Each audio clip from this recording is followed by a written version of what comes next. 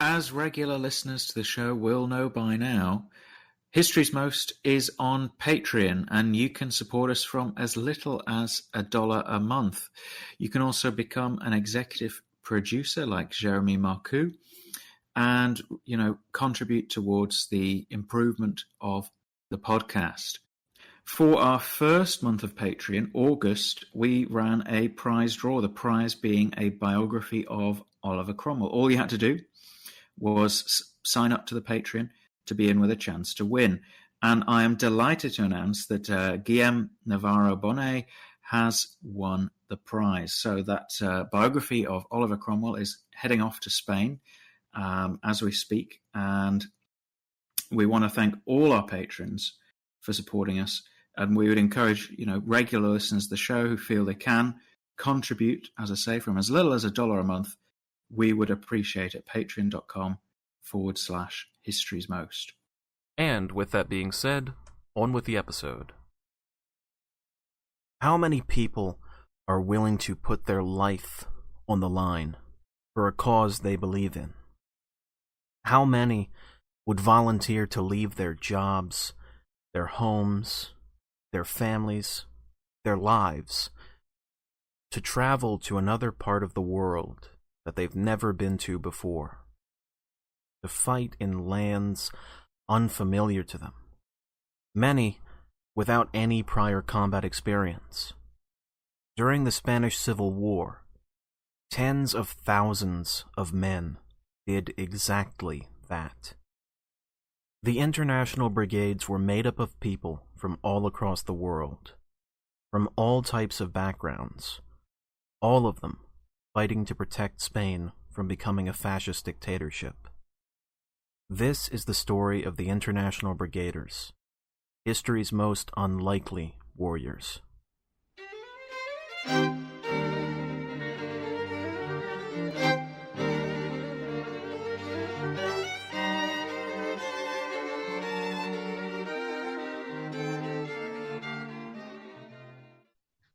Hello everyone, and welcome back to another very special episode of History's Most. My name is Peter. And I'm Alex, and we are delighted today to be joined by Richard Baxell. He is a research fellow at London School of Economics. He's the author of Unlikely Warriors, which is the go-to book on the British volunteers in the Spanish Civil War. And therefore he's an expert on not just that conflict, but obviously more specifically the International Brigades and the volunteers who came from around the globe to fight in the Spanish Civil War for the Republican side. Thank you so much for joining us, Richard. You're welcome. Good to be on. Now, we've talked about 20th century Spain in a lot of our previous episodes. We've talked about the Moroccan War, building up some context for the nationalist side in the Civil War. This episode, as you can imagine, is going to be all about the International Brigades and those volunteers who fought for the Republicans. Now, given that recent research has suggested that only about 120,000 Spaniards volunteered to fight for the Republicans, what's particularly remarkable about the Spanish Civil War is the fact that somewhere between 32 and 35,000 foreigners came to fight for the Republicans, which proportionally is pretty huge. So my first question, Richard, would be why? Why did so many people from around the world decide to go and fight in the Spanish Civil War? Well, that's on one level the easiest question, on another level a very, very difficult question to answer. The initial answer is because they saw in Spain something that they'd been fighting in their home countries, whether that be Britain against Mosley or in Italy or in Germany, but also there was a wider sense that there was what one volunteer described as a black tide of fascism sweeping across Europe.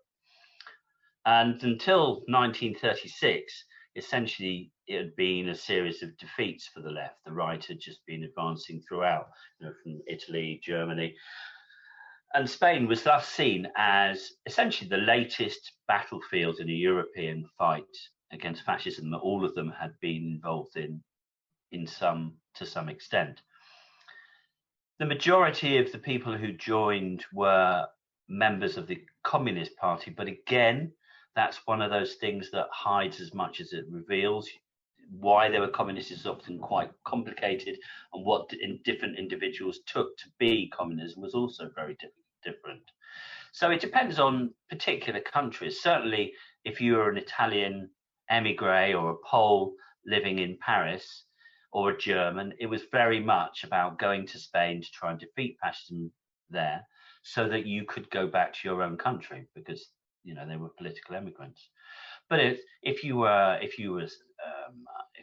Jewish New Yorker, or perhaps a Jew from the East End of London, or a working class docker from the north of England, the reasons were somewhat different, and there would be part of national perceptions of what was going on and the defeat of the left and the national government in Britain.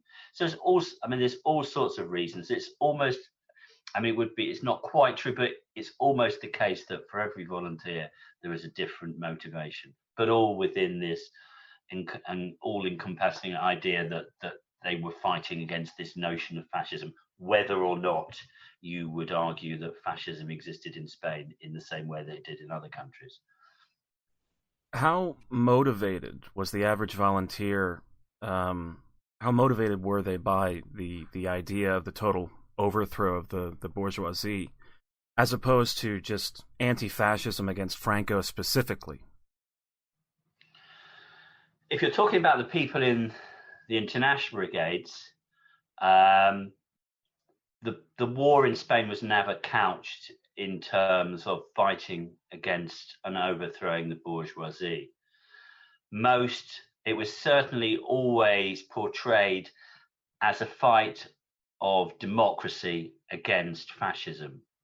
So the idea of revolution, particularly amongst the communist volunteers, was something that wasn't really talked about. Partly because this was something that Stalin was very keen on not really supporting, because at that stage he felt that he was very dependent on the support of Britain and France, the Western democracies. So any supporting of a kind of revolutionary politics, he knew would make Britain and France run a mile. So it was never couched in those terms, and very, very few volunteers, when you listen to interviews or read their memoirs, they're never talking in terms of revolutionary politics and overthrowing the bourgeoisie, even though that might be kind of come up in wider discussions about why they'd joined the party. There were, of course, volunteers that went to Spain who didn't fight with International Brigades, anarchists, other people on the left who famously fought with the Pau militia in Aragon, like George Orwell, where discussions about revolution were much more prevalent. So it kind of depends which volunteer you're talking to and in which particular unit they were serving. One of the things that I think is interesting about the Spanish Civil War and the volunteers specifically who went is the kind of popular perception. If people know a little about the Spanish Civil War, if they've heard of it at all, it'll usually be Orwell and Hemingway, or they went to fight. And of course, Hemingway didn't go to fight. He was a journalist, and Orwell didn't join the International Brigade. So if you ask someone to name two International Brigaders, they'll probably name two people who were never in it. But I think one of the things that kind of misconception leads to is that people think of International Brigaders as poets and writers and artists, and your research in particular very much kind of shows that the real picture was quite a bit different, doesn't it? Yeah, you're right, but this is kind of inevitable, really, in that the people who tend to tell the stories of things like this are writers, they are journalists, so everything tends to be filtered through people who are literate or literary.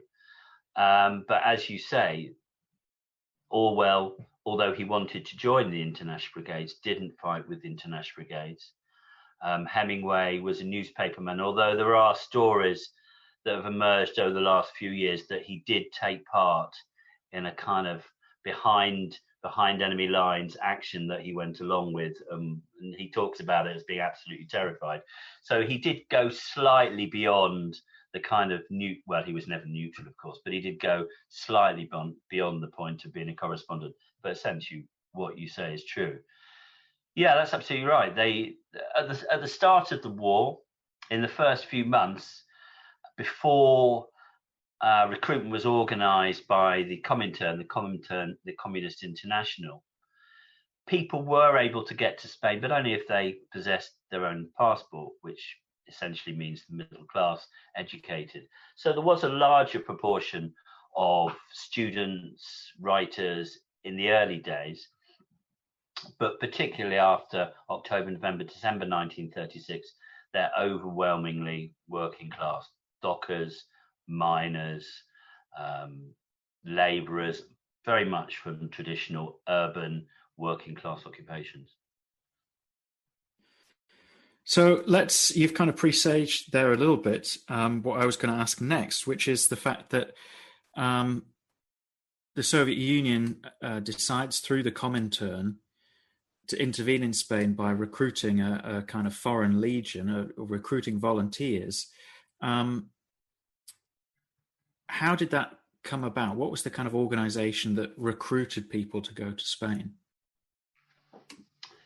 The recruitment for the International Brigades was organised by the International Communist Party, known as the Comintern. Now, obviously, they are not going to do anything without Stalin's approval, but nevertheless, they are not necessarily totally under his control, and they have their own ideas about things. And in fact, there were arguments about the level of involvement in Spain and how to get involved. Initially, Stalin was not keen on getting involved at all. He was quite happy to see people supporting the Republic and maybe collecting milk and sending support, but he really wasn't interested in getting involved at all. However, once Nazi Germany and fascist Italy started supplying supplies, arms and aircraft and people to Franco, his mind was changed. Really, I think by kind of senior communists who saw that essentially this would be an opportunity for good publicity for the Soviet Union, apart from a means of more strategically tying up Germany and Italy in a war a long way away from the Russian frontier. So the Comintern was used almost like an arm's length kind of organization. It contacted all the local communist parties around the world, of which the bigger ones were in countries like France. And the idea was to, if possible, to recruit people with some form of military training, but they had to be politically reliable, which in the main meant members of the Communist Party, but not necessarily. And they were quite keen to get people from other political parties, if only to demonstrate that this was a genuine popular front against fascism, rather than just a kind of communist stooge, if you like. And then the local communist parties or the international communist parties would then pass the message on to local party branches, and then volunteers would be. It was all done very much in the hush hush, particularly after it was made legal in 1937. Then people would be sent to their local communist party, interviewed to check their military and political credentials, and then, assuming they were approved, the Communist Party would provide the wherewithal, the money, the knowledge in order to get them into Spain itself.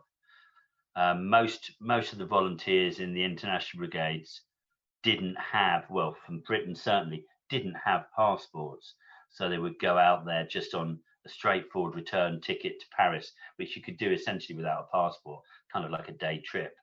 But of course, they wouldn't return. They just continue on from Paris onto Spain. One of the things that I detect, and I don't know whether you agree with me, is the fact that it was different by nationality in terms of the political makeup of these volunteers. And I've kind of got 2 points. One, I think, is that what happens in the late 30s and then World War II and then the Cold War means that our perception of the Communist Party or being a member of the Communist Party is somewhat coloured in the sense of being a communist in the 20s or 30s isn't quite the same as later because, well, for one thing, not only had Stalin's purges not happened, but people didn't really know the reality of what was happening in the Soviet Union. So I think there is a difference, if you see what I mean, without wanting to try and be like, without trying to be almost like a communist apologist. I think it is a slightly different thing to be a communist in the 1930s than it is to be a communist in the, say, 60s or whatever, if you see what I mean. And secondly, I think it seems to me that the political makeup of volunteers was different by nationality. And I've kind of speculated maybe that the level of commitment you'd need to take the journey to Spain would be different depending on where you were. So if you were in France, it's a hop across the Pyrenees. If you're in America, you've got to travel across the Atlantic. It's a months of travel. Do you? I know you focus mainly on the British volunteers, but do you think that's true? Well, to answer your second question first, clearly there was a difference between the different national contingents and the perception of those contingents, either by other national groups within the International Brigades or by the Spanish themselves. And that's down to a number of things. Some of that is, as you say, if you're going to travel from Canada or from the US, you've got a long way to go, and you've really got to understand what it is. And of course, you're also leaving your home country, your friends, your family, all the rest of it. Whereas if you're a Polish communist living in Paris, it's a more logical thing to do. You're living in, this is your only chance. So I think, and it also comes down to kind of different national characters and how they perceive the Communist Party. Certainly within the English-speaking volunteers in the 15th International Brigade, there was always rivalry between the different groups.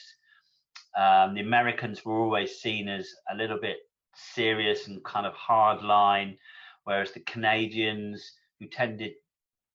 a lot of them tended to be first generation immigrants. They were seen pretty much as almost anarchic and roughnecks. The British and the Irish had a reputation for being pretty good fighters, but hard drinking. So there's a lot. It's very difficult to unravel it all because some of it just comes down to straightforward national stereotyping. And there's absolutely no way you can escape from that kind of stuff when you're talking about the International Brigades, because it was rife at the time, and people still look at national groups through those particular lenses. So it's very difficult to kind of separate that out, if you like. In answer to your question about the nature of the Communist Party, yes, I think you're absolutely right. There is absolutely a difference between, obviously we're generalizing here, but a lot of people who joined the Communist Party in the 1930s would not have joined it after the Second World War. To understand the growth of the Communist Party in the 1930s, particularly in France or Britain or the States or anywhere like that, you have to see it as a response to fascism, the growth of fascism. And the Communist Party, whatever else they were a very noisy opponent of fascism. So for many people, they were the party that was the party of choice. And there are beginning, by the time the Spanish Civil War breaks out, there are the stories of the purges are beginning to emerge. But as is the nature of the human condition, people believed what they wanted to believe. So a lot of people just wrote it off as British propaganda. And of course, some of it was, but a lot of it wasn't. So there were arguments going on about how much had happened in Russia. But most people, particularly if they're in Spain, they didn't really have great access to sources of neutral information anyway. So they wouldn't have heard of rumors of the purges anyway. Needless to say, the Daily Worker or is not going to report that kind of stuff. I think there is perhaps a difference between those who joined in the 20s and those in the 30s, though. I think people who in the 20s, it was very much part of the long-standing revolutionary movement so they'd been part of the Communist Party when they believed in really the class against class policy, it was called, which essentially saw any party of the left apart from the Communist Party as part of the problem rather than solution. So these were all long-term disciplined party members, and they actually tended to be the people that got senior ranks in the party and thus senior ranks in Spain. So there is some difference between the beliefs of a lot of the people who went to volunteers as individuals and those who were the kind of party apparatchiks, if you like. And it's kind of interesting that I came up looking at files from the security services, and after towards the end of the Second World War, there was quite a lot written by people in MI5 who were really kicking themselves because they said they hadn't really grasped that there were these two important strands within the Communist Party. I'm talking about Britain here, but actually you could talk about other countries as well. That there's this traditional Communist Party, part of the international movement, very loyal to the Soviet Union. And then there's the new people who tended to join in the 1930s, very pro-Spain, anti-fascist, and many of them would leave in the 1930s and after the Second World War. And the security services were really, they felt that they'd missed an opportunity to drive a wedge between these two particular strands of the Communist Party and use it to their advantage. So it's kind of interesting that even the security services are also acknowledging that the Communist Party in the 1930s is not this homogenous bloc. That, as you say, a lot of people now looking at the party in the 30s through what happened afterwards and Stalin in the 40s, 50s, and that kind of grim Eastern European people's democracies. But that wasn't how a lot of people saw it in the 1930s. I remember interviewing a guy, he was Jewish immigrant, lived in North London, and he said to me, just, Richard, the very air we used to breathe was different then. And I thought that was very evocative of how perceptions were just completely different. And it's very difficult for somebody who's seen everything that came up. Well, it's the standard problem with historians about we know how it ends, but that problem of being out, of trying to put yourself in the position of how people saw it at the time, rather than with all the post hoc knowledge. Yeah, I think you can apply exactly the same to the idea that it is fairly prevalent that the Soviet Union wanted to install a puppet state in Spain.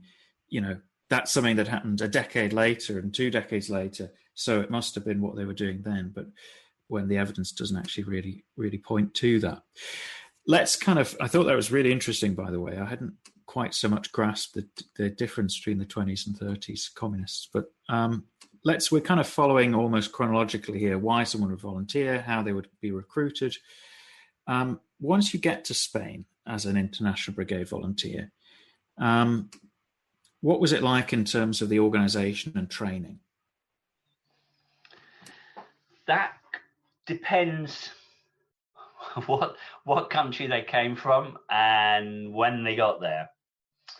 At first, as you might not be surprised to hear, it was pretty chaotic. I mean, you've got to remember that essentially what's happened in Spain is there's been a military coup against a government, and essentially the whole state apparatus has been smashed, and they're having to rebuild a country from scratch, really.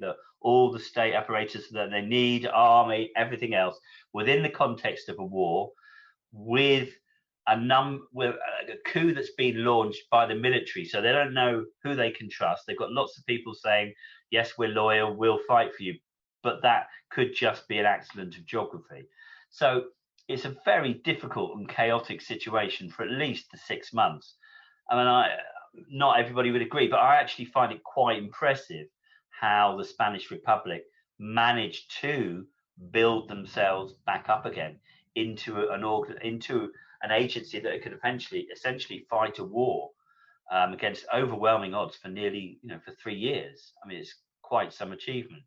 But at first, when the volunteers arrived, October, November 1936, there's not much set up for them at all. There's some people in Spain are not actually that keen on the idea of a foreign army coming in to support them, although others realise that essentially they're not in a position, much like Britain is in the Second World War, they're not really in a position to be able to choose their friends. Any support that keeps the Republic going is going to be better than nothing. So there's an agreement reached that they set up a centre for the International Brigades, a main base at a town called Albacete, famous for its steel production. And then gradually volunteers come in. They're divided up into mainly national units, because of course the problem is with an international brigade is that you have all the languages under the sun. Some people spoke more than one language, but unfortunately others didn't. So it made sense to put them in units where they can understand each other. Didn't always work out, because if you've only got a few people, then they inevitably get attached to other units. And this was the experience of particularly the English volunteers at first, where they ended up either fighting with Germans or with the French, who were the main groups at the start. Military training was poor for two main reasons. The first kind of links to what I was just saying about everything being chaotic. The Republic is very much trying to get back on its feet. It's fighting a defensive war, and it's in a kind of desperate situation. They don't have time to train everybody in the art of warfare for months on end before they send them to the front. So they're given rudimentary training, given a rifle, sometimes going back to the 19th century, shown how to fight it, how to fire it, and then sent off to the front. Fortunately, there's a lot of people who, particularly the Germans, who'd fought in the war before or had done military service, but amongst the Brits, it was pretty hit and miss, and other nationalities too. But as tends to be the way in armies, people looked after each other. There's very much that, that notion that people in armies, quite often they end up not really knowing what cause they're fighting for, but they're fighting for their mates that are next to them. I think that's an oversimplification, but the importance of people fighting for their friends shouldn't be underestimated. So the younger volunteers who are a bit inexperienced, didn't really know what they're doing, did get looked after and shown the ropes. There's a book by an English volunteer called Esmond Romilly, who was very young when he went to Spain. He was 17 when he went to Spain. And he's particularly impressive considering his age, but he's very honest about this. He describes the utter chaos, and his trousers kept falling down because he didn't have a belt, and he'd drop important bits of armaments in the dirt, and he was hopeless, but people put their arm around him and looked after him. So at first it was pretty poor, and if it hadn't been for the percentage of veterans when they first came up against the Francoist forces, I doubt very much whether they'd have been able to do much. But fortunately, in December 1936, with the International Brigades and, let's not forget, the Spanish Army, they did actually manage to at least hold the line, which gave them enough time. And then gradually, as the war progresses, training improves. There's a lot, as ever in warfare, it consists of nothing very much happening for long periods, followed by few moments of absolute chaos. So in the periods when they're sitting in the front line at Jarama or the Aragon or wherever, they're training and they're becoming better and better soldiers. And in fact, that's recognised by people who saw them at the start of the war and saw the International Brigades at the end. And okay, their equipment wasn't much better, and their uniforms were in tatters, but they clearly knew what they were about. Just quickly, the other thing that needs to be remembered when you're talking about training, the problem that they had was that they didn't have enough arms. So it was very difficult, first of all, to train them in how to shoot them because there weren't enough going around. There weren't enough bullets to be able to practice with.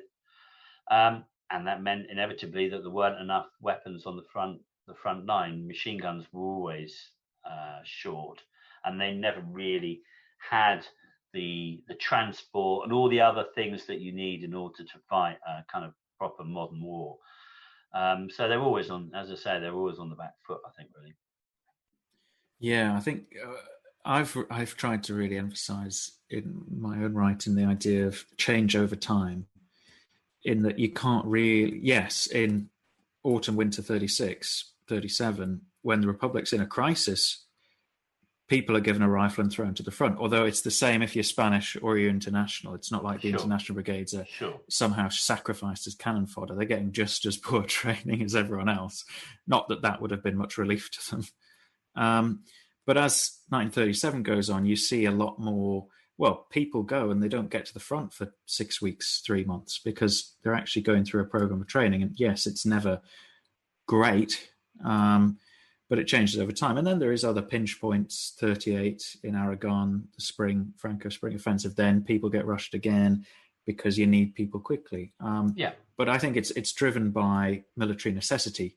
There's nothing kind of nefarious that kind of cannon fodder suggests. Phrases like that suggest people are just sacrificed. Well, it's due to the realities on the ground, what happens. So particularly at the start, at the end of 1936, early 1937, the communist soldiers, of which the International Brigades were part, were probably the Republicans' best forces. So needless to say, they are rushed to the front and they do suffer huge casualties. But yeah, as you say, I don't think that there's anything nefarious. There's been lots written on this and accusations that they were used as kind of cannon fodder, and they were just thrown away. But I haven't seen anything that has convinced me that that is the case, at least no more than usually happens within a war. I mean, if you look at the First World War or the Second World War, or any Vietnam, any conflict you want to look at, you send your best troops when you need to try and hold the line, and they end up having horrendous casualties. But that's not necessarily anything more than basic military necessity. Yeah, I think, we might return to this point, but often I think the historiography of the International Brigades ignores the military element. Is the primary reason they exist, and is the reason people went is to fight in a war. And I think, you see some suggestions saying that either, communist units and International Brigade units were used for serious operations for propaganda reasons, or you see suggestions that these troops were used as just cannon fodder, disposable volunteers. And I think, well, you've kind of pointed out here why the cannon fodder doesn't really make much sense, argument at least. And I really don't understand. I haven't seen any evidence personally in my own research of the propaganda thing, in terms of, the people commanding the Republican Army want to win the war.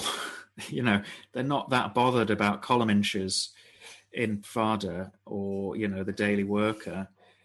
They'd much rather win the Spanish Civil War. So the idea that they would only deploy international brigades to important, battles, just so that it would be good for the Comintern's press output, just doesn't make sense. Why would someone like General Rojo, who's a Catholic and a conservative, who plans all the operations, why would he be bothered about Comintern, press releases? These clearly are troops that I think that the difference, the reason they get used often, and it's the same for the communist formations too, like the 11th Division, is because they're reliable. Because you can rely on them to fight and die in quite big numbers, but they'll fight. Whereas a lot of Spanish Republican Army mixed brigades are pretty unreliable. They'll, without wanting to cast aspersions, the vast majority of the Republic's troops are conscripts. It's a civil war, so whatever proportion of those conscripts are going to be actually favouring the other side, and they just happen to live in the zone that they've been conscripted for the side. A lot of people are not political, even in highly politicized 1930s. But here you've got a cadre of troops who care and will sacrifice themselves. So you use them again and again and again. Yeah, I think that's absolutely true.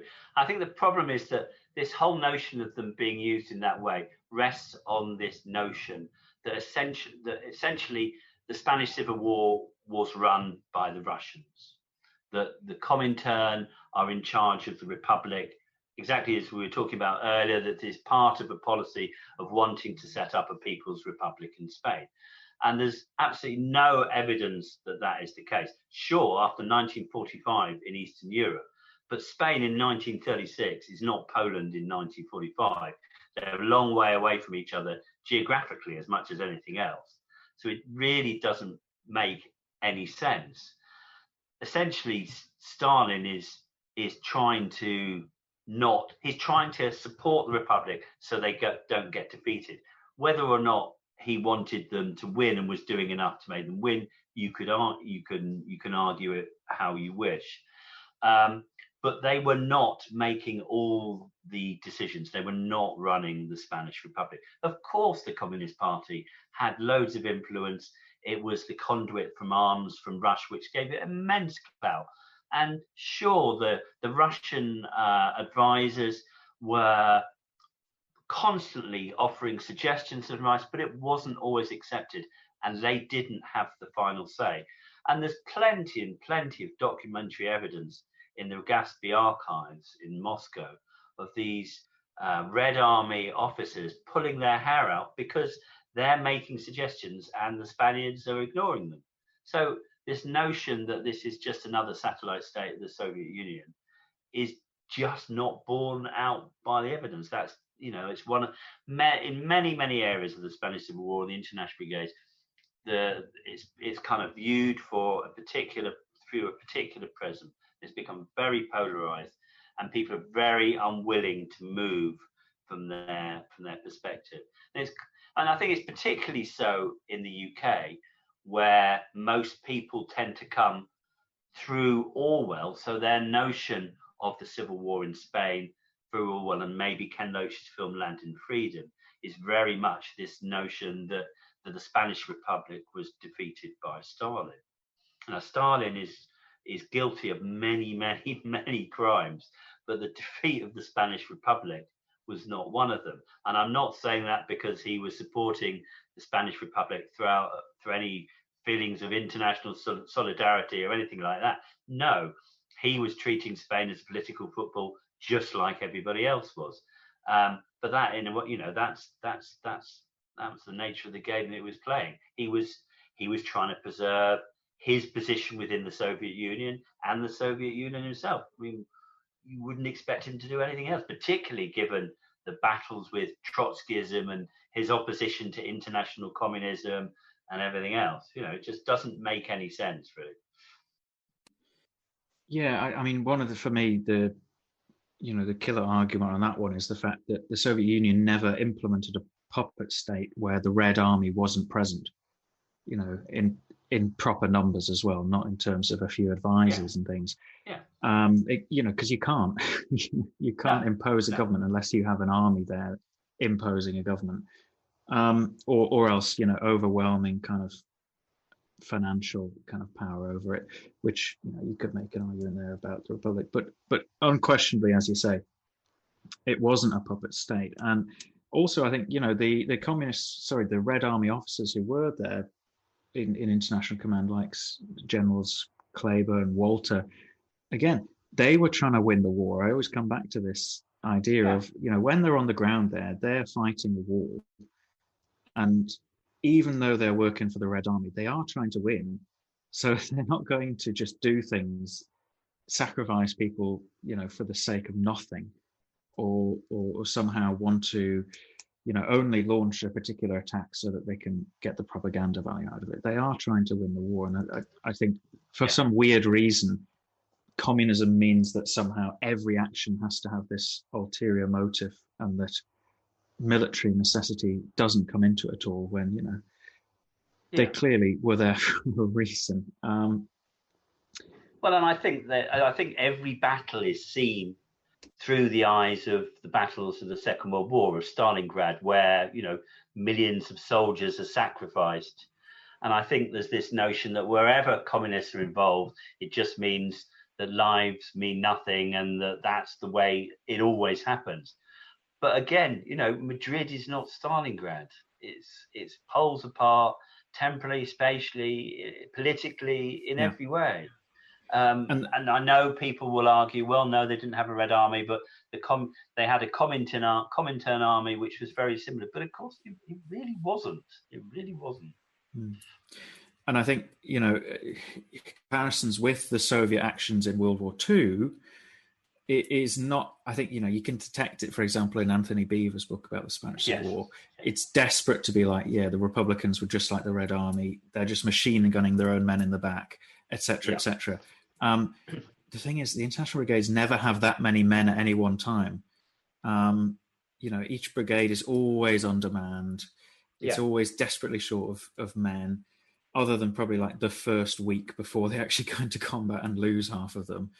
They are always short on manpower. So why on earth would any commander just be like, let's just massacre these troops for no reason? It's just, it doesn't stand up. It doesn't stand up. Peter, I believe you were asking me before about the arms situation with the Soviets in relation to the brigades. I was quite curious to know about when, the Soviets would hear complaints from the soldiers about the quality of the material or the quantity of that material. What would the Soviets do in return? Well, that's pretty simple. Russia sent huge amounts of military material to the Spanish Republic: aircraft, arms, machine guns. It was of mixed quality. It is true, but some of it was their very best and newest equipment. Some of it was stuff they'd been trying to get rid of for ages. But they were not the only people who were getting rid of their old antiquated weapons. Pretty much the whole arms industry of Europe or the world at the time was sending arms to Spain at huge quoted prices. And the Soviet Union did exactly the same. They charged over the top. They fiddled the gold reserve. So this is a kind of contractual arrangement, and it's not done any kind of misty-eyed international solidarity. Stalin's doing it because he wants the Republic not to be defeated. But he's whatever else he is, he knows that Russia is in a position where they might have to fight a war at some point. So he's not going to get rid of everything. So much equipment was kept back, but I mean, what would you expect? So as I say, they did supply a lot of material without which the Spanish Republic couldn't have lasted for as long as it did. But like everybody else, they sent arms of mixed quality.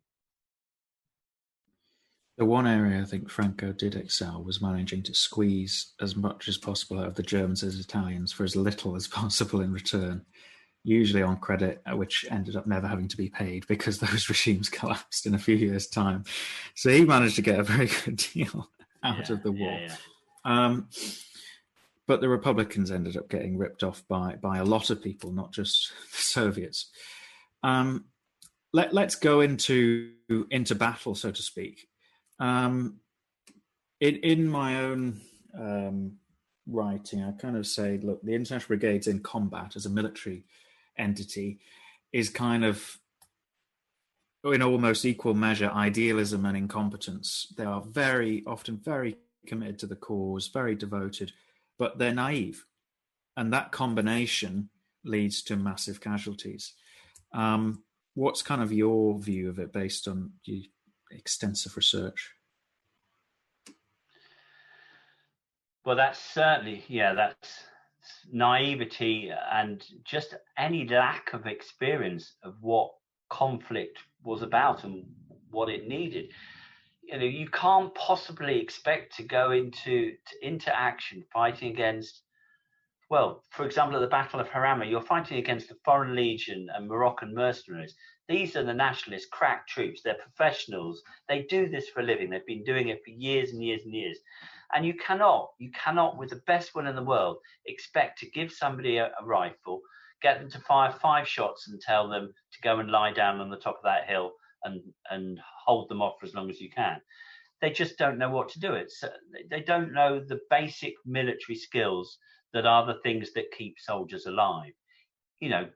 Obviously people kind of realize to keep their head down, but not always. There's awful stories of soldiers standing up on skylines, of clustering together so they're perfect targets for shells, of hiding behind buildings that make perfect kind of ranging points for artillery. So they were utterly inexperienced and naive.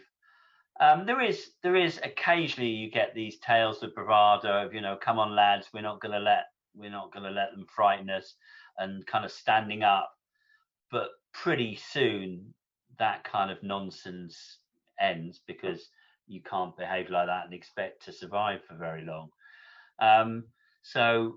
But yeah, as we were talking about earlier, over the course of the war, people get much, much better at doing the essential skills, i.e. getting yourself into cover immediately. The main job, I'm telling you, you know this better than anybody who's written about military stuff, but as far as I understand it, probably the most important thing to know what to do and how to do is to get and find cover. And in general, for soldiers, that means learning how to digging foxholes, digging trenches, digging latrines, all that kind of stuff. And they didn't have time to train that, to teach that kind of stuff. So people would march onto the top of a hill and just kind of lie down and expect that they'd be able to hold off troops who knew exactly how to find cover, how to cover each other when they're advancing, all that military stuff that you learn over and over again that saves your life and it saves your mate's life as well. So yeah, they were naive, and all that was really holding them together was this strong belief that they were the good guys, that they were fighting on the right side. I mean, everybody believes that, but I think there was a very, very strong kind of unifying feeling that they were standing up against something awful, European fascism, Nazi Germany, fascist Italy, and now in Spain, Mosley beating up Jews in the East End of London. So as you say, there was a lot of idealism, and they did believe that they were fighting the good fight. Yeah, I think one quote that stayed with me was, and I probably overused it, was the idea that a lot of a very high proportion of volunteers were commissar material, because you had commissars in Republican Army units who were obviously politically devoted to the cause, but so many of the people in the International Brigades were commissar material because they were activists back home, they were party members, that they had that idealism. And to go back to a previous point, that's why they kept getting used at tough points, because so many of them were devoted and would fight and die. They would hold ground beyond any longer than any other unit would hold it. They would keep pushing forwards on a same objective day after day, longer than any other unit would be prepared to do that. And of course, the end result of that is casualties. And I think you really explained well the kind of basics of military life that they just often didn't have. And I think one of the other big ones is moving across terrain without being spotted or shot, which is a tricky skill and one that requires training. And I think with the Republic Army as a whole, not just the International Brigades, is to get this training right. You think about, say, the British Army in 1914 trying to deal with loads of volunteers. Yeah, but it's an institution that's existed for hundreds of years, that's got the old sweats, that know it, that can train people up into it, who've been doing this for a long time. The International Brigades are founded, and then 2 weeks later they're in combat. They've not got time there's no time for either the Republican Army or the brigades to create that cadre of experience to pass down the kind of generation, if you like.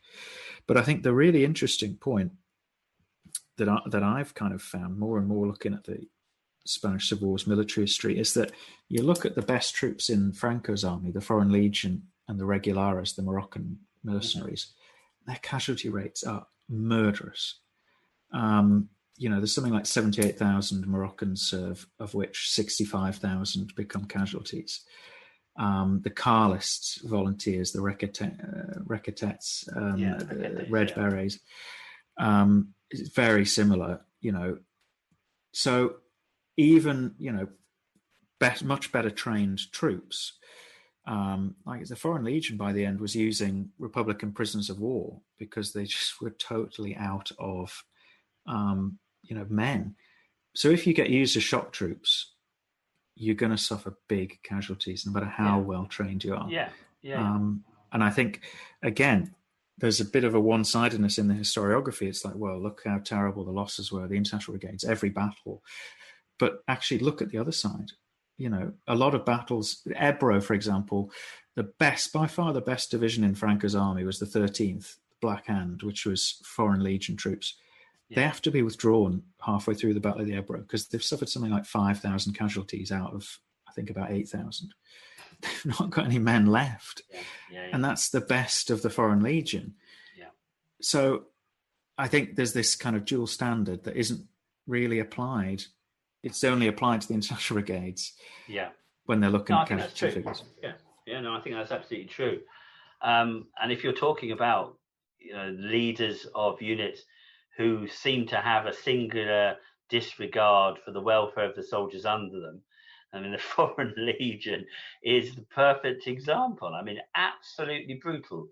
The life was worth absolutely zero in the Foreign Legion. They really were treated as cannon fodder. And yes, it's very true that you very rarely come up against discussions about how the soldiers were treated in the Nationalist Army. It's all viewed through this whole Comintern army lens. Sure. And I think I didn't mention it earlier, but of course, one of the other problems that the International Brigades had as soldiers is that they expected to be taking the fight to the Nationalists. They were, they're the good guys, and they expected to be advancing. And they weren't. A lot of the time, they were in retreat. And being able to withdraw whilst protecting yourself from being attacked is a skill that very few of them had. So in the end, certainly at battles at the start like Jarama and the beginning of Guadalajara, although things changed there, people just turn tail and run. And of course, they just get mowed down by machine guns, often with their own machine guns, because of course the opposition troops just advance, turn their machine guns around and shoot them in the back. So as you say, absolutely very, very naive, poorly trained, poorly armed, and not experienced enough. Now, we've talked a few times about change over time, and one thing that, let's say, the brigade detractors might point to is demoralization, desertion, disillusionment setting in.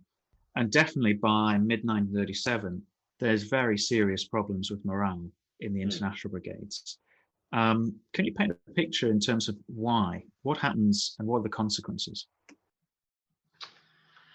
Well, it's there's all sorts of arguments about it, but essentially the reason that people were demoralized by mid or the late summer of 1937 is their experience has just been one of, for many, many internationals, was just defeat after defeat after bloody defeat.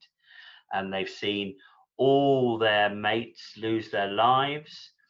For the Italians, there was a victory at Guadalajara, but that very much was going against the kind of the way that everything else was. So there's a real feeling that they might not win this war.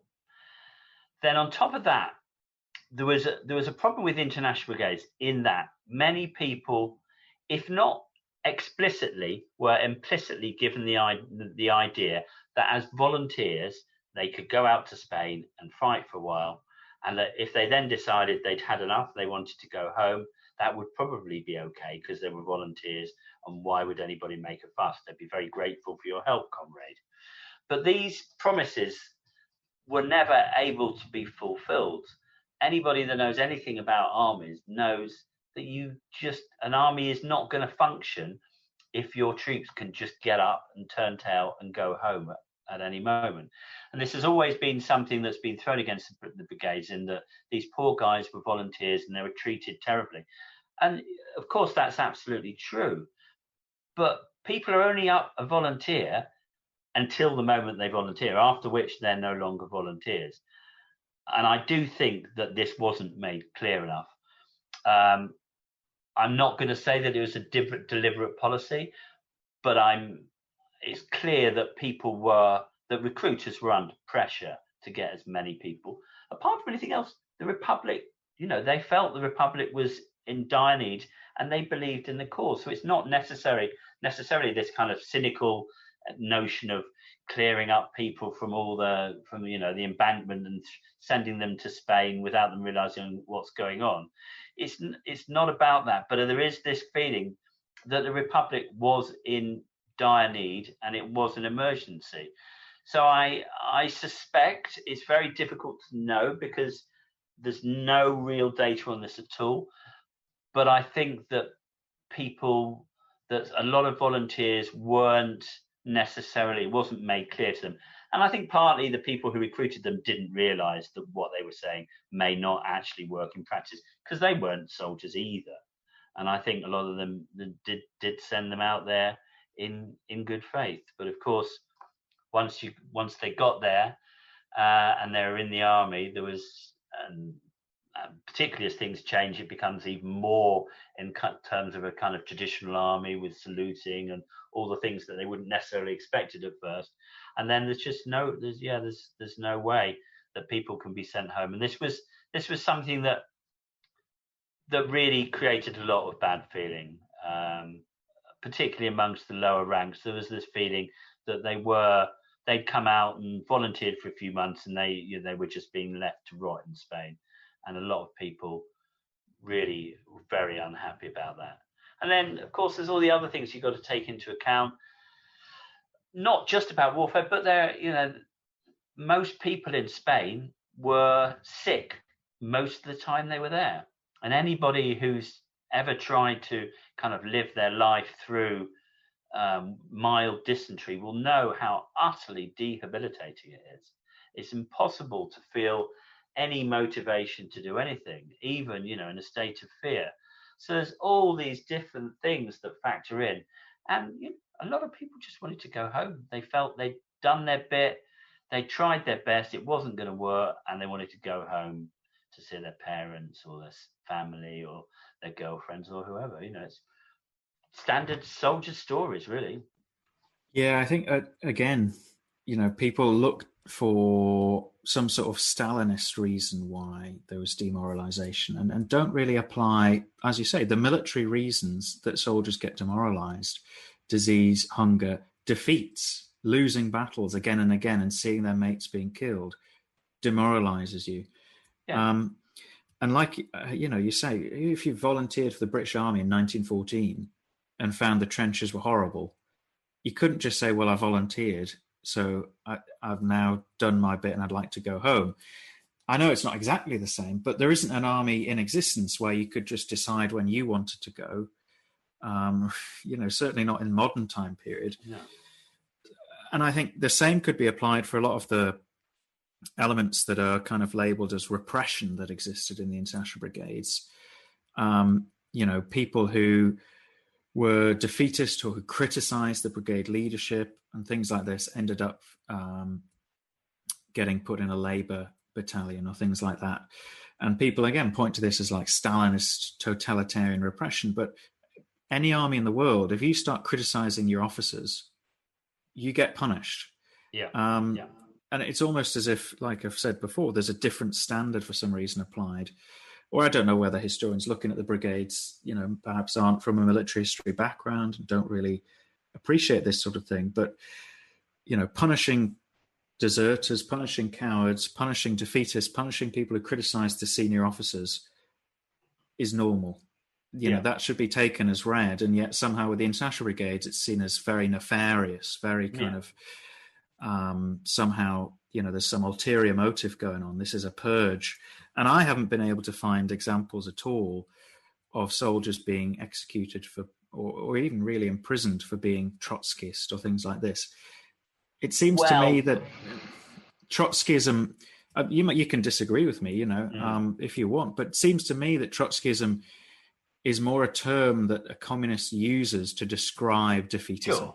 Sure. It's some sort of fifth column Trotskyism going on. That's why they're not motivated to fight for the International Brigades anymore. Yeah, I think that's essentially right, although I don't want to deny that there were many examples of people who did end up in prison accused of Trotskyism, which could simply mean, Trotskyism covered any crime. If you were a drunkard, it's because you didn't believe in the cause that much. And if you didn't believe in the cause enough, that was because you were Trotskyist. So this constant circular argument is applied. And there was without doubt, there were political commissars in Spain who viewed the nature of being a communist and the nature of being a soldier in a particular way. And that if you went against how they perceived it, you were seen as a deserter or a Trotskyist or whatever, and you would be punished. So I don't want to naively say that everything is down to military necessity, because it's not. There are certainly amongst the German units, there was people ended up being executed for not very much. So it does happen. And there was a different, let's be honest, there was a different mentality amongst a lot of the senior ranks who'd grown up in fighting in the Red Army or whatever. There was a very different attitude towards discipline to certainly the Brits, where you've got this notion of soldiers notoriously kind of taking the mickey out of everything. Instead of chanting "No passeran," they're chanting "No bloody pan, no bread." Instead of talking about political commissars, they call them comic stars. So there's all these different cultures of people who really just don't understand what's going on. So you get rather dour, serious commissars who just see, a bit of mild piss taking as counter-revolutionary activity, and this Trotskyist ends up going into jail, or even worse, into one of the punishment battalions, which had, if you're in one of those, you've got a very high chance of ending up being shelled, because they were used for repairing barbed wire and all those really dangerous things that use punishment battalions for. So it does happen, but it's not rare, but it is not what they were about. It was not a kind of coherent policy that was designed to do that.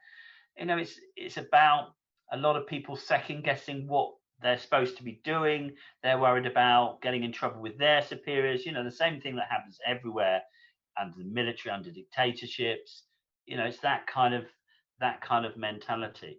So although majority of it was military necessity, some of it was political, some of it was just personal. And somebody might, there's at least one brigadier that I know that spent months rotting in jail. And it came down to the fact that he'd had an argument with somebody back in Glasgow, who later became a political commissar in Spain. And that continued on in Spain. So, it's never as simple as it looks on the first count. And the other thing that everybody talks about as a means of explaining or justifying the fact that it must have been terrible in Spain is the high level of desertion. And they compare that to the level of desertion in the Second World War, the First World War. But it's not the same. It's not the same. If you desert from the trenches in the First World War and you desert back home, you get picked up by the police, your friends turn you in, somebody else turns you in, you end up being sent straight back out again.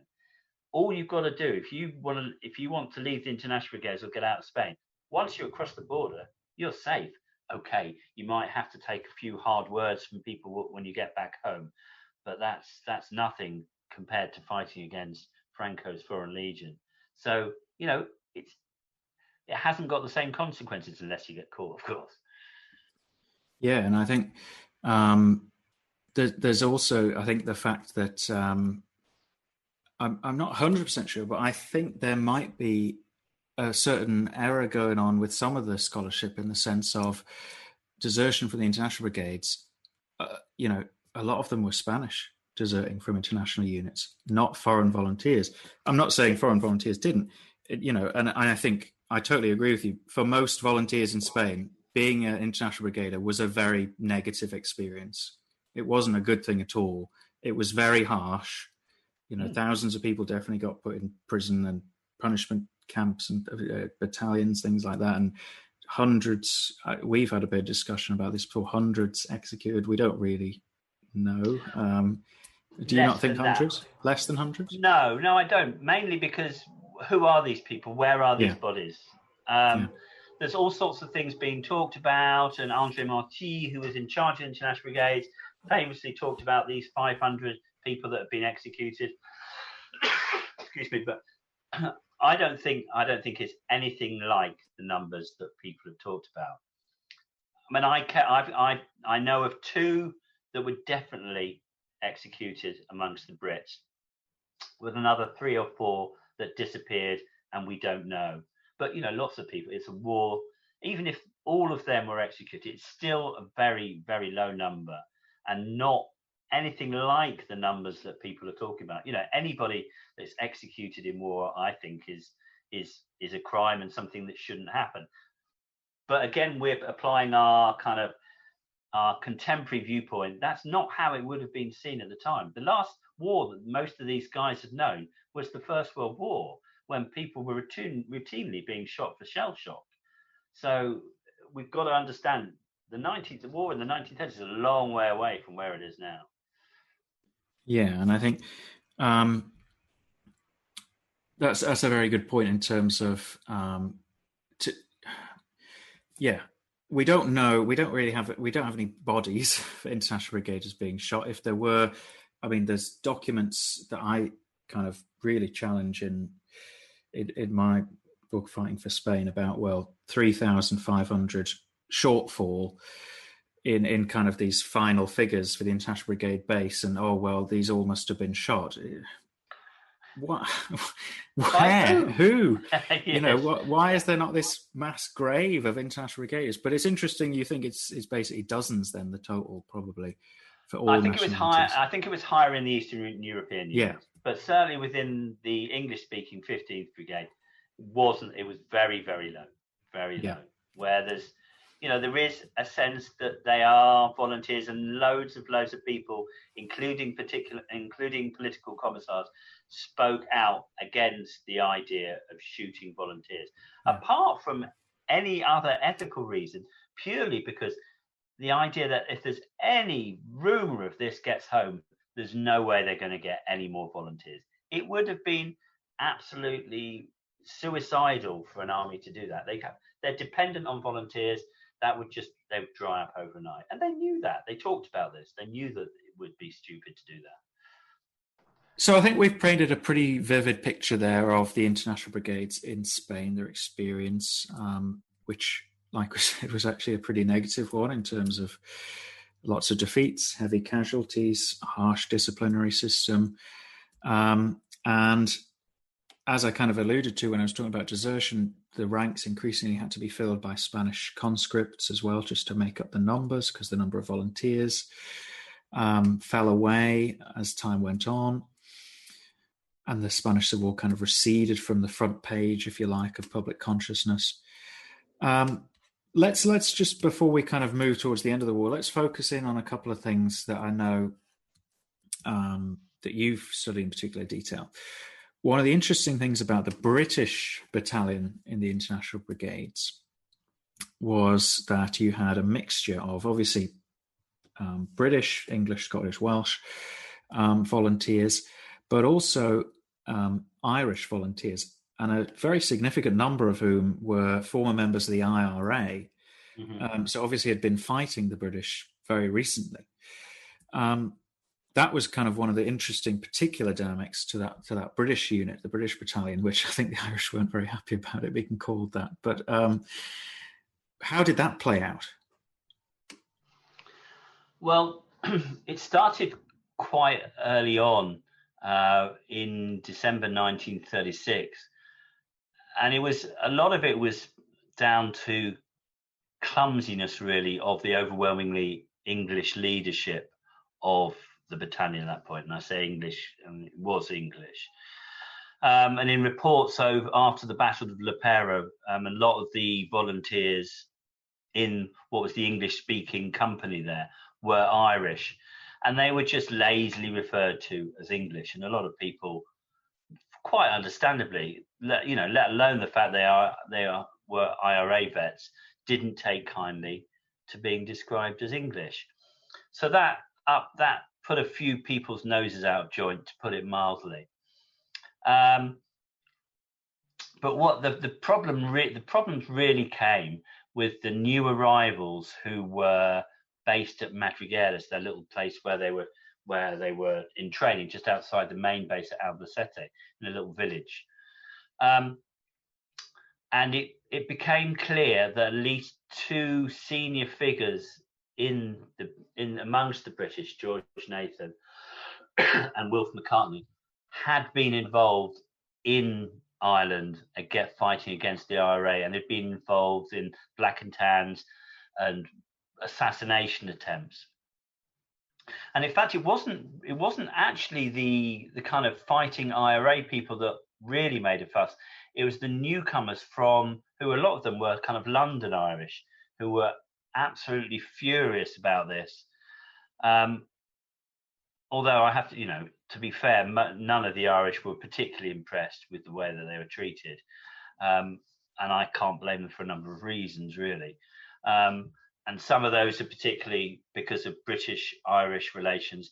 But also there was a sense that within the International Brigades, the Communist Party was not keen on nationalist movements, which it saw as directly threatening the kind of superiority of the communist movement. So whether it be Irish or Jewish, they're always very wary about having units of those kind of groups. So it all came to, anyway, the big arguments, and they all came to a head around Christmas 1936. And in the end, for reasons that still aren't clear, the British Battalion Commissar at that time said, "Oh, okay then, right? You want to leave? You leave. Have a vote. And if you want to leave and that you vote for it, go off and fight with the Americans. Good luck to you and good luck to them." And that is essentially what happened. They went off. Some stayed, and a lot of Irish argued to remain. There's the arguments about international solidarity, and they're all working class fighting against fascism, and the past struggle should be put behind them. But not everybody was prepared to go along with that, perhaps understandably. So they went off and fought with the Americans and stayed there until around the Battle of Brunete, when virtually both the Americans and the Brits were almost wiped out. And there's a huge, great reorganization after Brunete, and some of the surviving Irish actually came back and stayed with the British battalion. But yeah, it's an unfortunate name, really. They did try at the start to come up with a name that would be acceptable to everybody, like other units had used names like Tailman or whoever, Andre Marty, or a senior member of the Communist Party movement. But the Brits had decided to go with Chakrabarti, who'd been the communist member of parliament for Battersea in South London. And, he's just, in the nature of the communist movement, he hasn't got the same kind of clout. Nobody could pronounce the name. Nobody could remember it. And in the end, it just got referred to, well, either as El Bataillon Inglés or translated the British Battalion. And that name stayed. None of the others were. Everybody else was called by Lincolns or whoever, or the Dimitrovs. But the British always ended up, and it was partly just a cock up, really. It was just not realizing the consequences and how important things like this were, But that's English arrogance for you. I also speak to, if you subscribe to the theory of innate British conservatism, the fact there is no standout kind of communist or socialist or left-wing hero of Britain that kind of springs to mind. Well, there was, but they'd already used Tom Mann for the Centuria earlier. So once they'd used up Tom Mann, there were others, but yeah, essentially you're right. They haven't got anybody. The Communist Party was pretty small. Yeah. There was. it's hard to actually provide evidence, but my feeling is that it wasn't particularly taken that seriously as a communist party by the movement, and certainly, the Comintern. I think they expected maybe the Brits would get 500, 1,000 volunteers.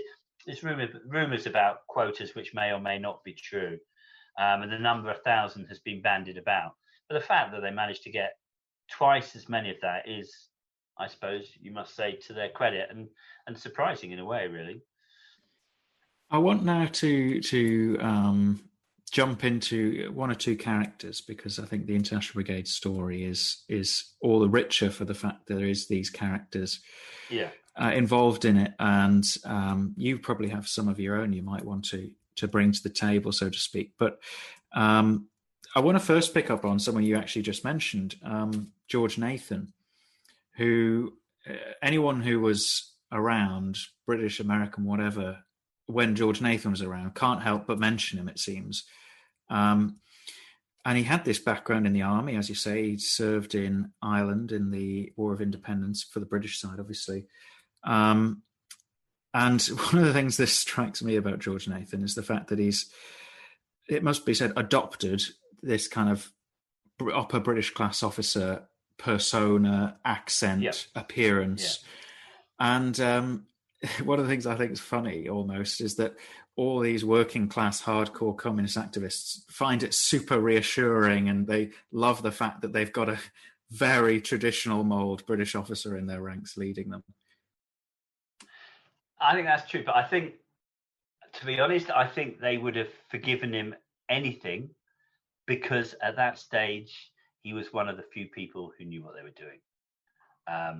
I think there's no doubt that the Battle of Lepera, which was one of the earlier moments when they had to retreat from a vastly superior force, had not Nathan been there literally telling individual soldiers what they had to do. No, you stay there, you go backwards, walk backwards, don't turn around, walk backwards, when all those basic mechanics of how to retreat under fire.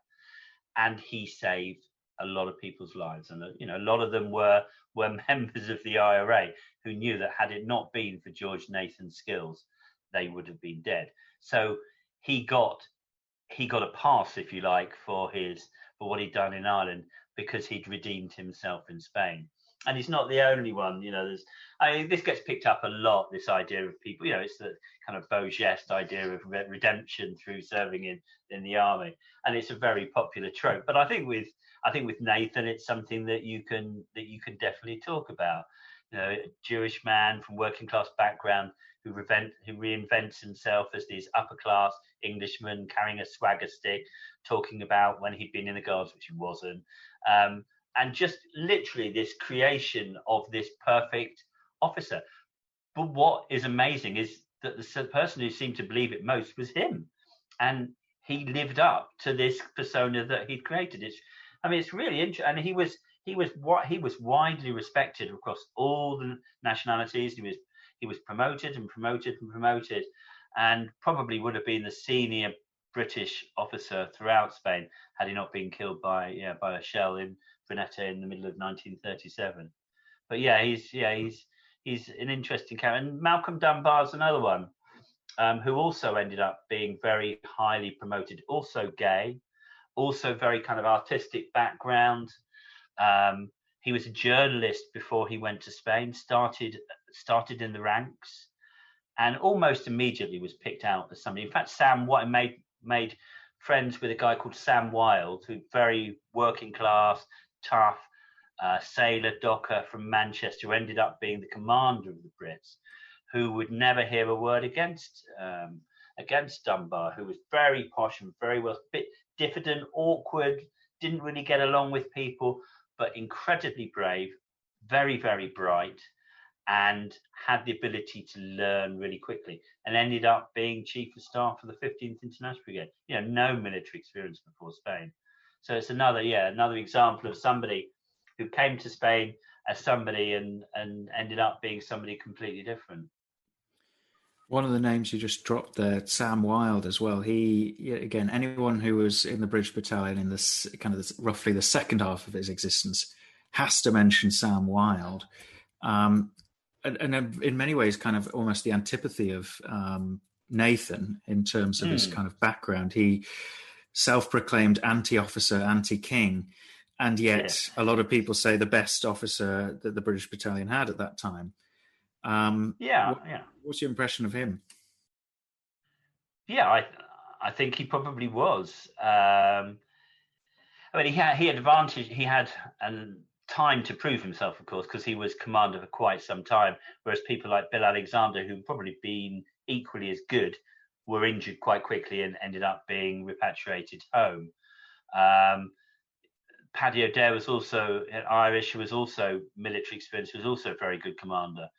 But Samwell was, I mean, I think he probably was one of the better commanders in Spain. And he was helped by the fact that he had a relationship with his political commissar, who was kind of where it was always a tricky relationship between the political and the military commanders. Officially, military commanders had superiority, but if you had an experienced political commander with a strong personality, it could sometimes be difficult. And some political commissars saw themselves as kind of quasi-military leaders and almost wanted to have a go. So it was quite difficult. But Sam Wilde and Bob Cooney from Aberdeen struck up a very powerful relationship. They respected each other. They were both respected by their men. And they worked as a very good team, which I think you need. So there was none of those squabbles between different forms of command, none of those problems. All the soldiers knew where they stood.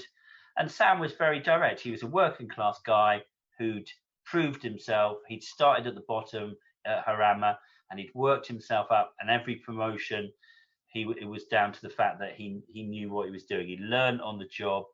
And, you know, people have respect for somebody who's come from their background and knows what they're about, and has proved himself. You know, that's the thing. He wasn't parachuted in. They knew he was, and they trusted him, and they knew he would do what he could. And if necessary, he would argue orders with superiors, which not everybody would do, of course.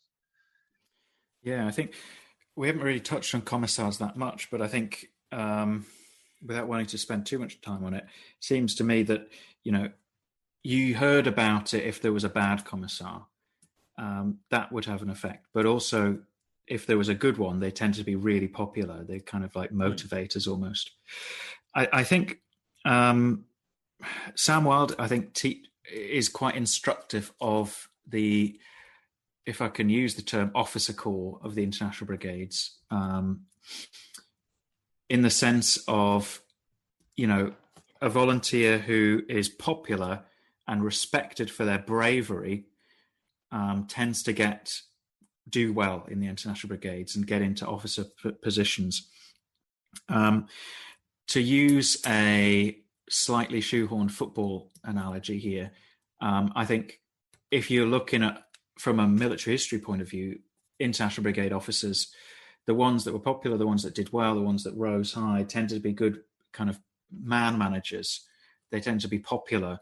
They tended to get the most out of the people they had, but they didn't tend to, well, as was the case, as we've said quite a lot, they didn't really tend to have much in the way of kind of military expertise, tactical nous, that sort of thing. And so the kind of officer corps of the International Brigades, I think, was a lot of these brave, lead by example kind of men who were, like I say, kind of almost man managers, and there just wasn't really that technical skill, apart from a few exceptions, like, say, George Nathan. And that kind of led to a lot of the problems that they eventually had.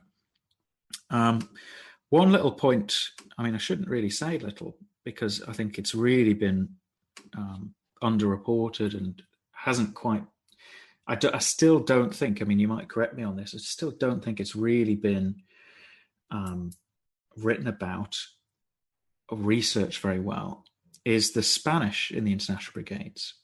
I'm 100% guilty of it myself, in terms of they are overlooked because they are Spanish conscripts fighting alongside these superstar foreign volunteers. And brigaders' memoirs are often, you know, very devoid of the fact that a third to a half of a lot of their units, in some units, even more high percentage, A third, a half, sometimes more percentage of the people they were fighting directly with in their unit were Spanish conscripts. Yeah. Can you shed any light on, well, A, why the dearth of coverage, and B, the perhaps not always brilliant relationship between the Spanish and the foreign volunteers? Well, it's an easy one amongst the English-speaking battalions. Some of the others it was purely and simply a question of language. So they, in most cases, they didn't strike up relationships with the Spanish troops. Separate companies of Spanish troops with Spanish commanding officers.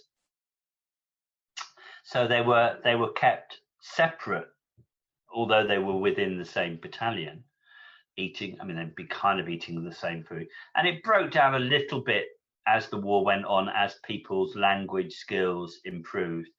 And let's be honest, as people got over their initial national chauvinism, which certainly existed, not just between different international components of the brigades, but also internationals looking at Spaniards and vice versa to some extent. And it's not just that volunteers' memoirs are devoid of mention of the Spaniards. I mean, sometimes there's this kind of heroic language, but that's almost kind of routine. But quite often they're a bit disparaging about the Spanish troops. They didn't feel that they were as disciplined and as motivated and committed.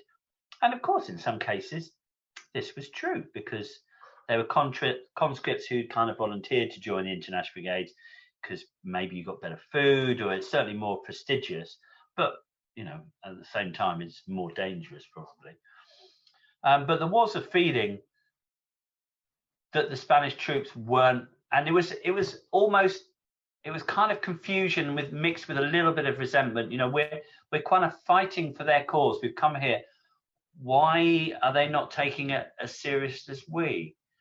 Because, a lot of them were young kids who had no idea what the wars are about. They ended up fighting in the army because of geography rather than anything else, certainly not politics.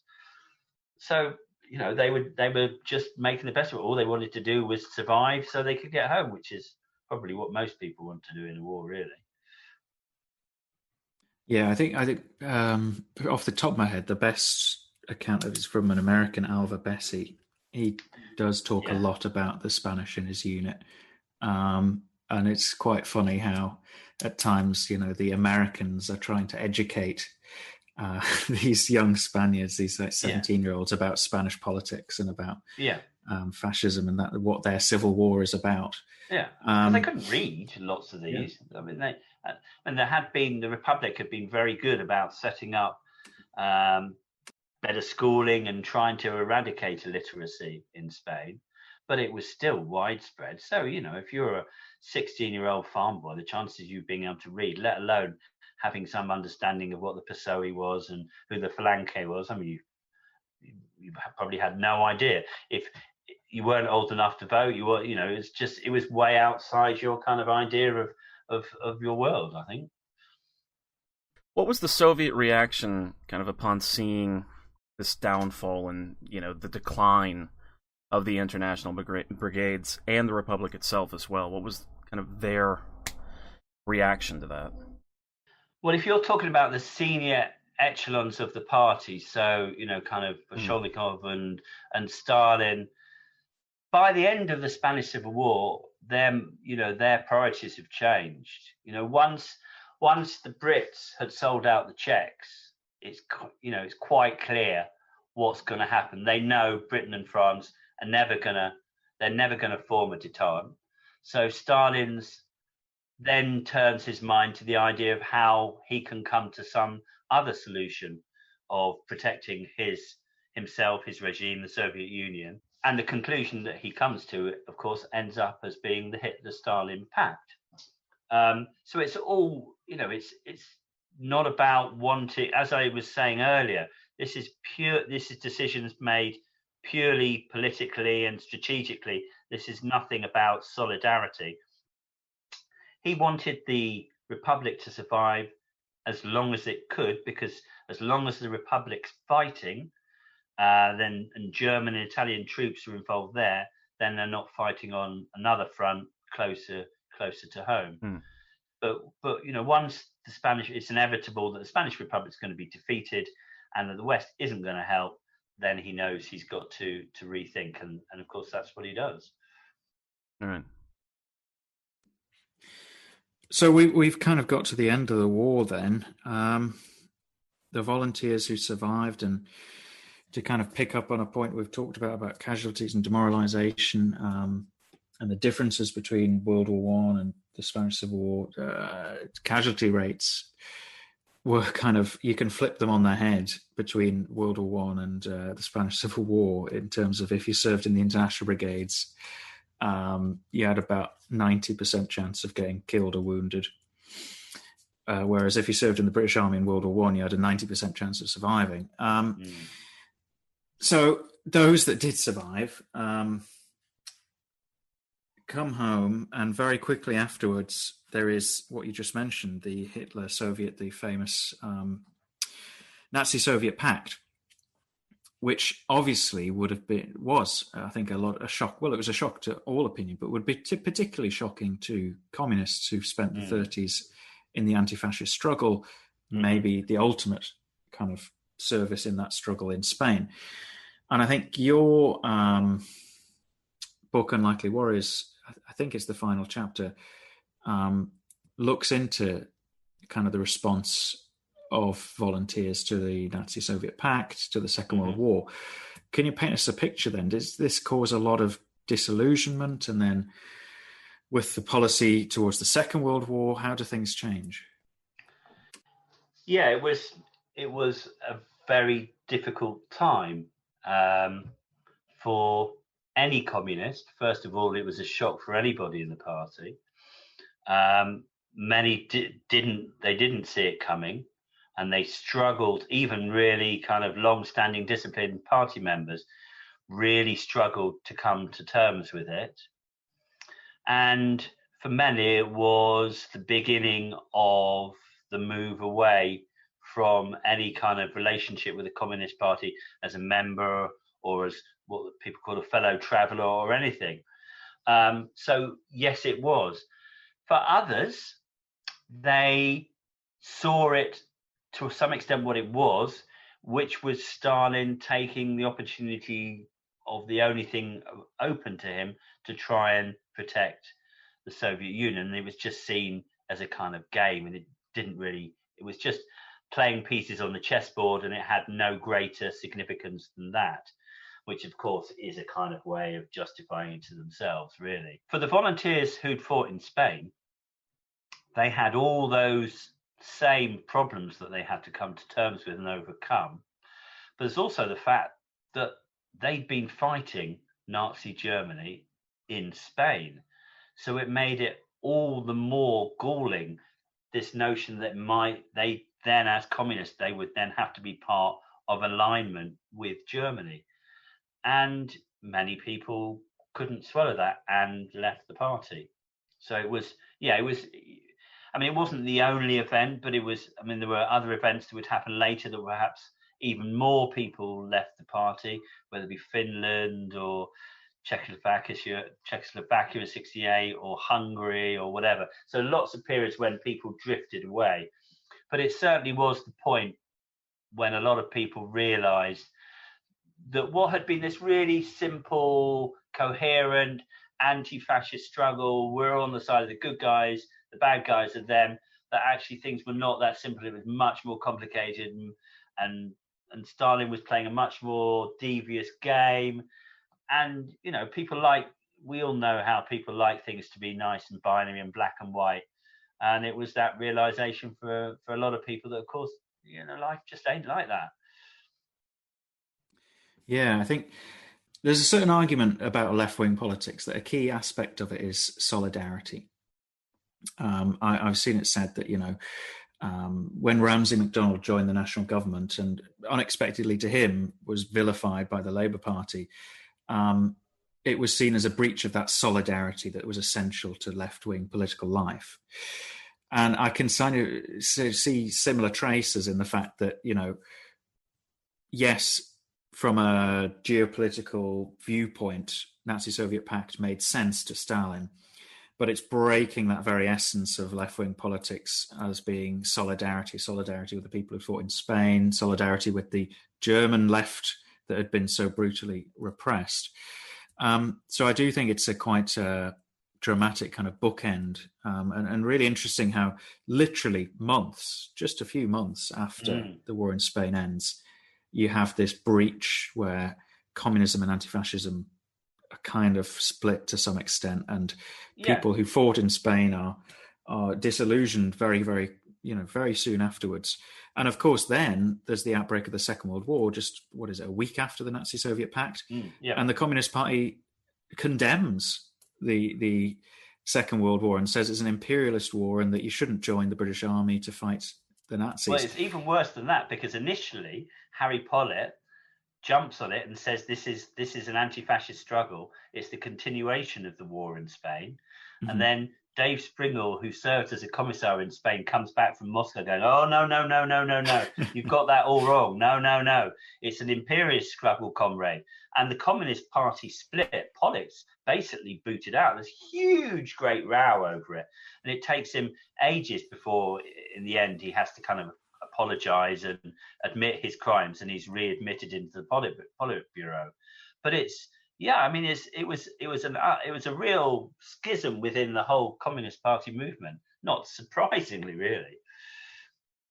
Yeah, I mean, let's wrap it up, I guess, by having a quick look, because then the Second World War happens, and it's interesting. You would have thought a lot of brigade veterans, would want to carry on the anti-fascist struggle in what was essentially the same alliance system in World War II as there had been in the Civil War of liberal democracies and communism versus fascism and militarism.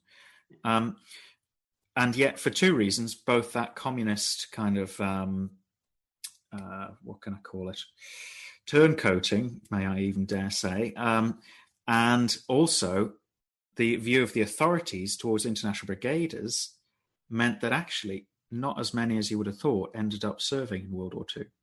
Yeah, that's right. There was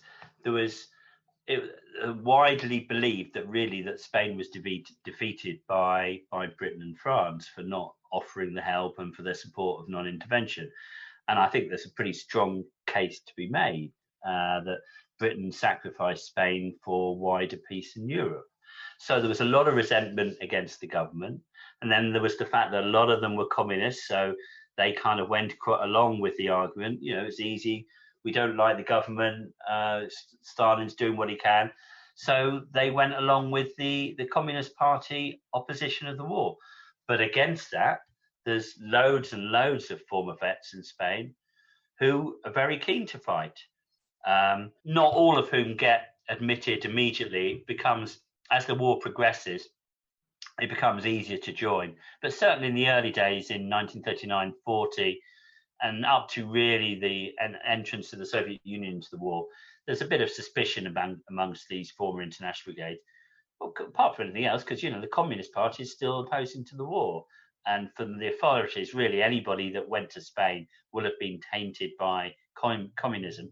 So they were widely distrusted, either at a kind of individual level by recruiting sergeants, or an overall level in terms of the British government and the security services, who remained suspicious about the Communist Party members and the International Brigades for years.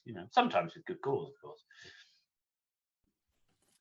Yeah, I mean, Sam Wilde, who we've been singing the praises of to some extent, haven't we, was, I think, denied the opportunity even to join the Home Guard. He was, although he had, of course, deserted from the Navy, and he did have a row with the Chief Constable of Manchester. So as ever, there's kind of personal dynamics going on as well. But, you're right in that there are people who had great military experience and wanted to fight and found it quite difficult to do so. And even when they were admitted, many of them found themselves posted to kind of far off outposts of the empire and kept away from the European theatre, where they perhaps felt they couldn't really be trusted in the same way. So you see a lot of British veterans in International Brigades fighting in Burma or posted to India. One ended up in Iceland. They're all over the place. Finally, as we've kind of alluded to throughout the discussion, the International Brigades are kind of victims of extremes of historiography. They're either a Comintern army, the heroic victims of Stalinism, or they're the volunteers for liberty, and they're kind of, the gold standard, fighting the good fight, the last great cause. Yeah. I guess you're going to say the picture's somewhere complicated in the middle, isn't it? You saw that one coming, didn't you? Yeah. But yeah, what do you think overall? Where can we cite the International Brigades? How should they be remembered? Yeah, I don't think. I mean, what's been great about the opening up of the Moscow archives has been that these simplistic notions of who the International Brigades were, why they went, what they did, what happened to them, have all been gradually dismantled. So the International Brigades were, there were 35,000 of them over the course of roughly 2 years. That's a lot of people with a lot of different personalities, a lot of different backgrounds. So they're all kinds of things, except that they were all fighting for the Spanish Republic against a military uprising. So they were fighting on the same side that they would be in the Second World War, in that they were fighting for democracy against fascism. Now, sure, many of them would spend hours disagreeing on what exactly democracy meant, let alone fascism. But there was a sense that it was perhaps the last time that I can really think of when a huge cohort of people all decided that there was something. Even if they weren't fighting for the same thing, they were all fighting against the same thing. And they believed that it was something that they needed to do. And not only that, but they actually went out there and they did it. And I think anybody that is prepared to take that kind of sacrifice, whether you think they're right, whether you agree with the cause or not, the fact that somebody is prepared to make that kind of sacrifice, believing that it's going to make the world a better place or maybe prevent it from becoming a worse place, is something that is worthy of note, perhaps even to be admired. Yeah, I think that's the kind of magnetism, isn't it, of the International Brigades. That's the reason that they get the attention that they do in a conflict that is otherwise quite obscure, I would say, in 20th century history. And I would add to that, I think that I've kind of been pushing this point throughout this discussion, and to some extent in my writing as well, the fact that they weren't actually that different. And I know that's kind of a positive and a negative, but I think they weren't so different from any other military. Yes, there's this amazing kind of political and voluntary aspect, but these were mostly working class men, just like any army is, who were fighting a war that was a horrible experience, just like anywhere is. And the army was really not nice disciplinary wise, just like any army is. And the unique thing about the International Brigades is not the discipline or the background of the soldiers. It's the voluntary aspect of going to fight in another country's civil war. And they may not have been very well trained, they may not have been very well equipped, but that commissar material, that dedication to the cause in what was, to be frank, and I don't think it's really recognized, overwhelmingly a conscript war on both sides, made them stand out in terms of they could be relied upon to die. Basically, they would fight really hard, and they would die if it came down to it in large numbers. So I can't help but mention this as well. I remember someone saying that the International Brigades were a political construct, and without wanting to get too structural, it struck me immediately that any army and fighting unit is a political construct. Yeah. But anyway, what we would like to say... Sorry, go on. No, I was just going to say, no, I agree with all that. And I think one of the things to remember about the International Brigades is how the people who went to Spain never forgot what they'd done. It remained, even though they fought in the Second World War afterwards and had long, long lives, it became for many of them, no matter what they'd achieved, one of those supreme moments in their life that they look back on in pride. Even someone like Jack Jones, who achieved all kinds of things throughout his life. He, right to his last day, he was the president of the International Brigade Memorial Trust when he died, and it was really seen as something important to him. And when he and other veterans went to Spain, you could see how important it was to the descendants of Republican supporters. They would be mobbed, thrown with flowers, just as they had done when they left in 1938. So I think that speaks volumes to how important it was, and how they are still supported, and there's a real fondness for them within the population of Spain. Yeah, absolutely. Right, well, I'd like to thank Richard again for joining us on History's Most and giving us so much of his time for what was, for me, and I hope for our listeners too, a really kind of interesting and insightful discussion. So thank you, Richard. You're welcome. Thanks for having me on. And of course, as I mentioned at the top of the show, Richard is the author of Unlikely Warriors, which is the book on British volunteers in the Spanish Civil War. I believe you're also working on a book about lesser-known volunteers. Is that right? Yes, I'm writing a number of biographies of lesser-known volunteers, some of whom went on to do things, some of whom basically disappeared. But a lot of the chapters are dependent on getting access to archives, which is a little bit tricky at the moment, of course. Well, we look forward to that whenever it is possible for that to be done. Thank you. So yes, and well, I can't help, forgive me, but I am also going to plug my own book that's just come out, Fighting for Spain, for the military history of the International Brigades, that I hope will be well received as well. So I'm sure it will. Peter. Indeed.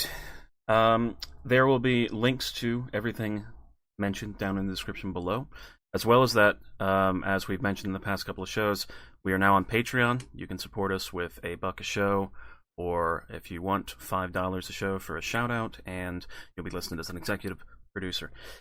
And with all that being said, I have been Peter. And I've been Alex, and thank you for listening to History's Most.